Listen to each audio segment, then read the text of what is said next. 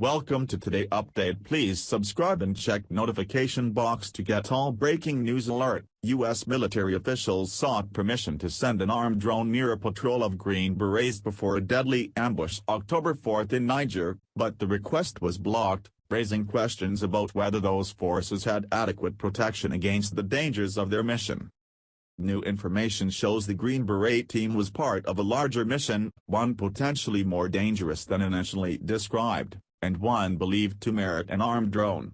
But the request was blocked in a chain of approval that snakes through the Pentagon, State Department and the Nigerian government, according to officials briefed on the events. One focus of military investigations into what happened in Niger will be what a military official now says were two changes in the mission of the Green Beret team, from initially training Nigerian forces, to advising on a mission to capture or kill a wanted terrorist, to investigating the terrorists' abandoned camp. On October 4, after the U.S. Nigerian team had destroyed the camp, 4 Americans and 5 Nigerian soldiers were killed in a firefight with suspected Islamic State fighters, and 2 other Americans and as many as 8 Nigerians were wounded. The ambush and the circumstances surrounding it have taken on political weight in Washington as the deadliest military clash for Americans since President Donald Trump took office.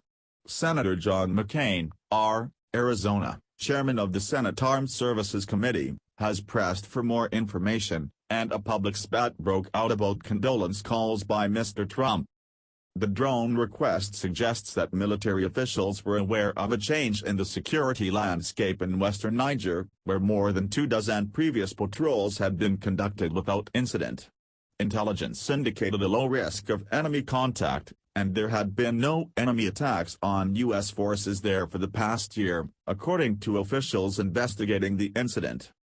The initial decision against the use of an armed drone reflects an effort by the U.S. mission in Niger to maintain a light footprint in the country amid local resistance to the deployment of armed aircraft, a challenge for officials also seeking to adequately support U.S. troops there.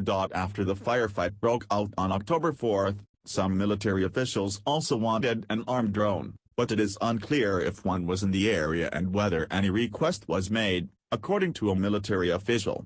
An unarmed drone was dispatched, and French Mirage jet fighters arrived about an hour later, followed by French helicopters. U.S. officials have repeatedly modified the timeline as facts trickle in. The Green Beret Patrol was one of 2 operating in the area at about the same time, Pentagon officials said.